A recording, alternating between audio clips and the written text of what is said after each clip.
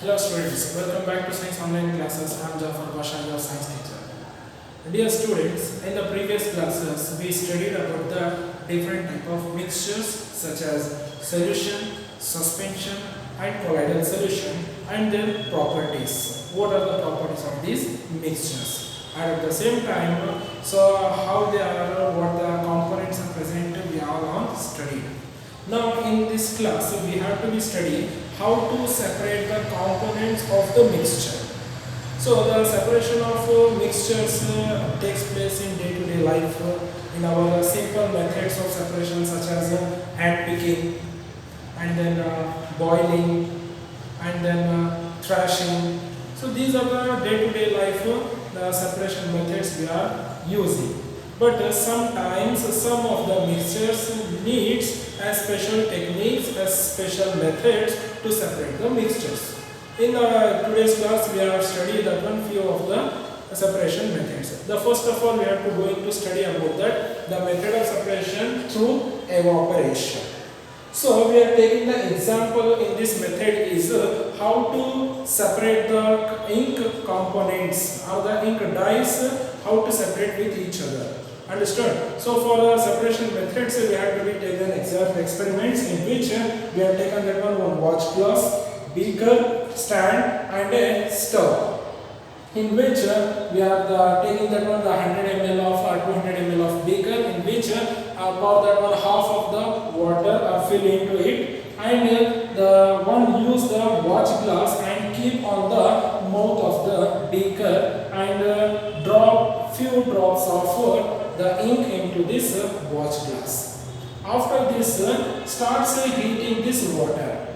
So after some times of heating the water starts boiling. So at that time you can see that one there is a evaporation will form on the watch glass. So this evaporation shows that the water will evaporate from this mixture of ink or the components, because almost at the 100 degrees Celsius the water will evaporate. So after the evaporation of water, observe carefully the watch glass, what's the left behind. You can see that on the color dyes, the dyes are present in the watch glass after the evaporation. So it means that the volatile impurities can easily separated from each other from the non-volatile impurities by the method of evaporation. So it is in a very simple, is there just ink adding into the watch glass and start heating. So at the 100 degrees Celsius or nearby that, the water will start evaporating and the ink components will left behind as a residue into the watch glass. So this is a simple method of evaporation to separate the volatile impurity from non-volatile impurities. After that one, let me study the second method, how to separate the mixtures. The separation of milk from it's a separation of cream from the milk by the process of centrifugation. Centrifugation.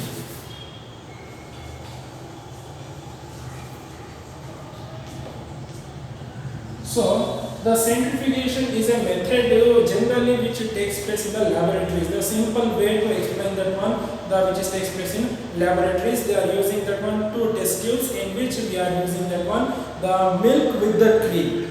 So after that one we are rotating mechanically the test tubes. The cream, after some times of rotation of the test tubes continuously, the cream which is the heavy particle present in the milk will settle down at the bottom of the beaker or the test tube. So this based on the density of the mixtures or components, so we can separate the different densities components from a mixture such as cream from the milk by the process of centrifugation. Let me see the video how to separate the cream from the milk by the process of centrifugation. The separation of insoluble solids from liquids by the process of centrifugation. The centrifugate is a machine that rotates of a very high speed, and by centrifugal force substances of different densities are separated. So this centrifugation method is used to separate suspended particles of a substance from a liquid such as milk. So the cream is suspended into the milk, which is almost liquid in nature. So this method of centrifugation will help to separate the cream from the milk. Not only it helps to separate the cream from the milk, but also from the curd. So it is very helpful. See, this is in a practical way how it takes doing in the laboratories. The filling of the mixtures into the test tubes and placed into the socket. See, this is an sample of milk we are filling into the test tube. So after filling into the test tubes, these test tubes have to be placed into the centrifugal machine, which is also called as centrifugate.